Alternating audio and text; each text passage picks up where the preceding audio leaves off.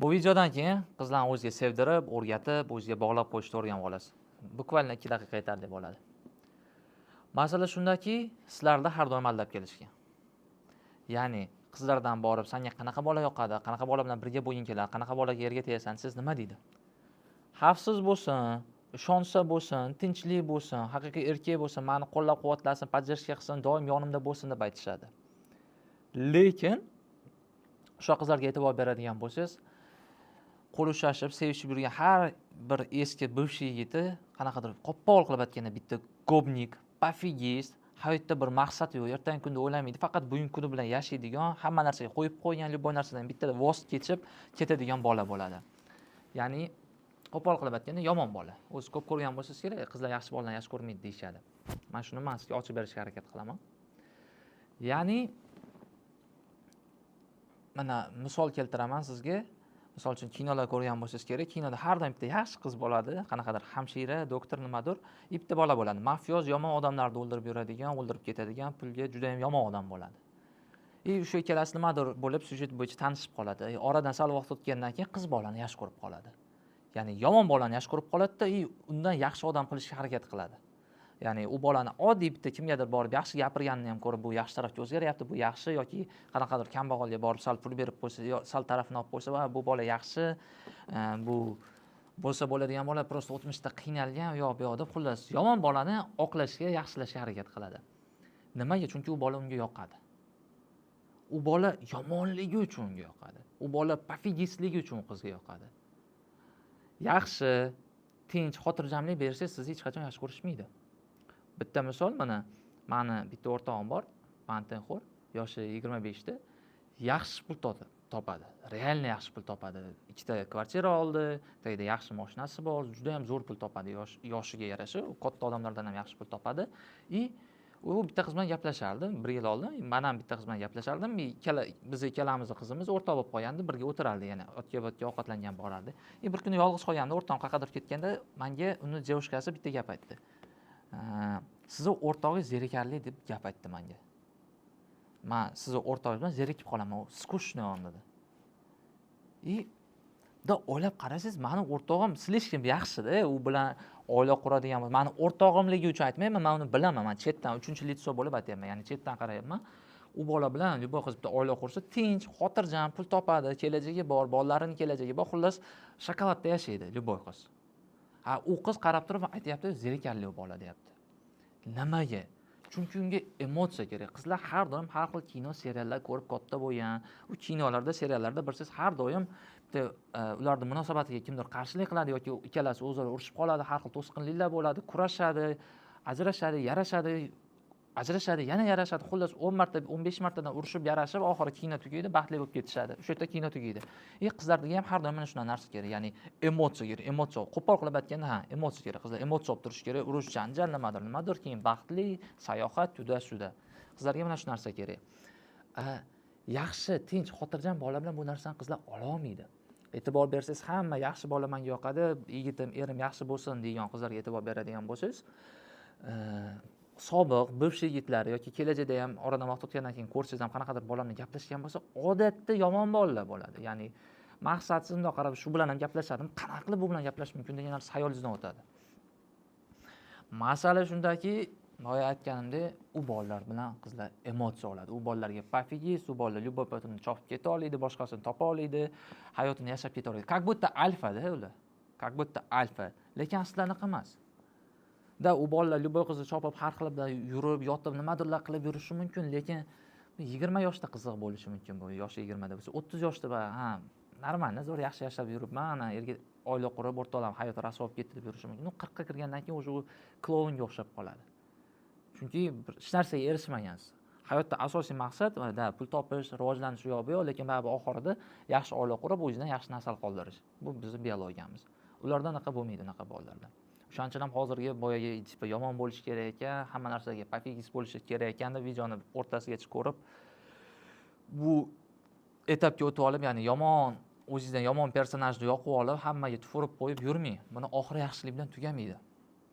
Men o'zim sizga oxirida xulosa aytaman, qanaqangi metodlar ishlatish kerak, чтобы qizlar sizga o'rganib, yaxshi ko'rib qolish uchun bular haqida ham aytaman. Ya'ni Yana bitta boshqa misol, qarang. Mani boshqa o'rtog'im bor, u bitta bloger qiz bilan gaplashyapti. Haligi qizni menga ko'rsatdi, Instagram ko'rsatyapti. 250 mingtadan ko'p obunachisi bor haligi qizni. Misol uchun orqasidan bolalar yugurib yuradi u qizni. Mashinasi bor, u qiz yaxshi pul topadi o'zi. O'rtog'im ham normal vроде.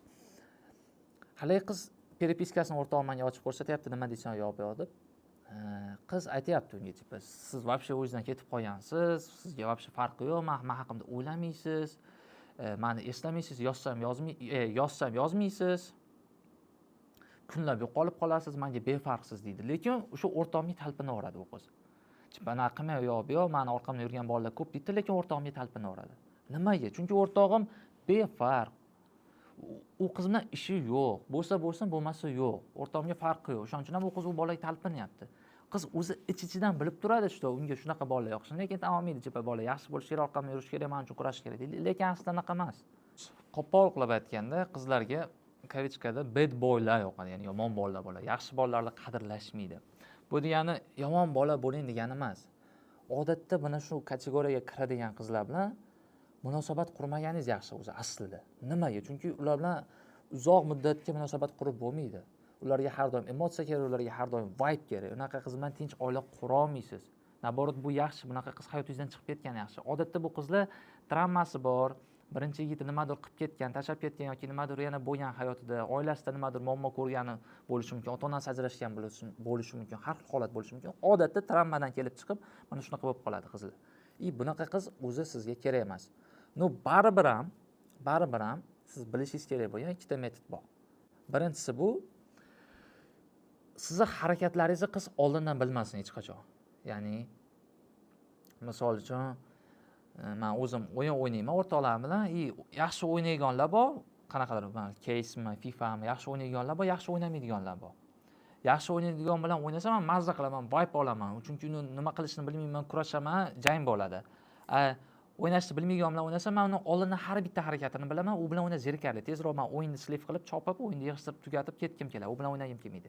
Qizlarda ham xuddi shunaqa. Ya'ni oldidagi bola xitriroq, uni aqlliroq, uni harakatini oldindan bilib bo'lmaydigan bola bo'lishini xohlaydi. O'sha bola emotsiya bera oladi u qizlarga. Oldindan nima bo'lishini bilib tursa, ertaga nima bo'lishini bilib tursa, u siz bilan gaplashishga kelmaydi. Ya'ni nima qilish kerak? Непредсказуемый bo'lish kerak.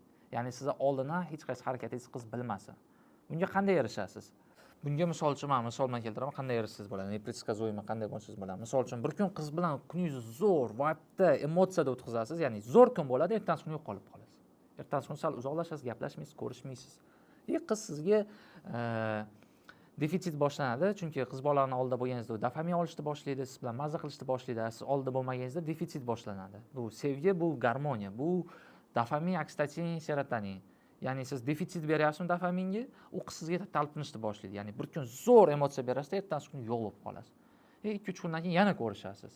Yana zo'r emotsiya berasiz, yana blije dalchi o'ynaganingizdan keyin qiz sizga o'rganishdi, sizni yaxshi ko'rishni boshlaydi. Xullas mana shunaqangi metodlardan foydalansangiz bo'ladi. Bundan tashqari bu haqida aynan men video olib qo'yganman. Boshqa videolarni YouTube'da kirib ko'rsangiz bo'ladi.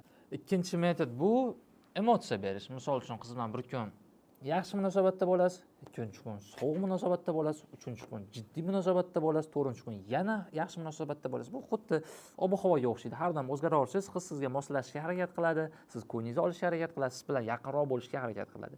Ya'ni qizga har doim emotsiya berib turish kerak. Har xil emotsiyalar, yaxshi gap, yomon gap. Yomon gap deganim so'kib, haqorat qilib, obzivach qilish emas, prosta jiddiyroq, kayfiyatsizroq gaplashib, sal o'zingizni boshqacharoq tutib, ko'p gaplashmasdan, o'zingiz sal olibroq gapirsangiz, qiz emotsiya olish boshlaydi. Nimaga unaqa bo'lyapti? Hayotda kimdir bormi? Kimlardir gaplashyaptimi? Ne o'zgarib qoldi bu bola deb sizga ko'proq talpinishni boshlaydi. Demak, mana shu ikkita metoddan foydalansangiz, xudo xolasa natija bo'ladi. Undan tashqari, menda sizlarga yangilik bor. Ko'pchilik bolalar mendan so'raydi, ya'ni kursingiz bormi deb. Men kurs oldim, syomkalar tugadi, darslar platformaga joyladik. Ichida 4 ta dars bor, yaqinda 5-chisini ham qo'shib qo'yaman. Kurs nima haqida? Birinchisi fikrlash haqida bo'ladi. Birinchi darsimiz, ya'ni qo'rquvlarni yengish hammada bo'ladi. Shu qo'rquv qanaqa qilib borib tanishaman, yo'q desachi yo'q. Aynan mana shu mavzu haqida gaplashilgan. Ikkinchi darsda o'ziga bo'lgan ishonch, qanday oshirasiz, qanaqangi aniq ishlaydigan metodlar bor. Shu metodlarni o'ziga bo'lgan ishonchni oshirsangiz bo'ladi. Tashqi ko'rinish va hokazo. Uchinchi dars tanishuv, qanday tanishsa bo'ladi, qanday telefon raqamini olsa bo'ladi, qanday uchrashuv belgilasa bo'ladi, qanday uchrashuvda o'zingizni tutish kerak. To'rtinchi dars bu hurmat, ya'ni qiz bola bizni sevish kerak emas, bizni hurmat qilish kerak. Aynan mana shuni yoritib, tushunarli qilib aytib berganman. Xullas, kursga qatnashmoqchi bo'lsangiz, ro'yxatdan o'tmoqchi bo'lsangiz, men adminni silkasini videoning pastiga, opsiyasiga qoldiraman. O'tib yozing, sizga yordam berishadi, ma'lumot berishadi.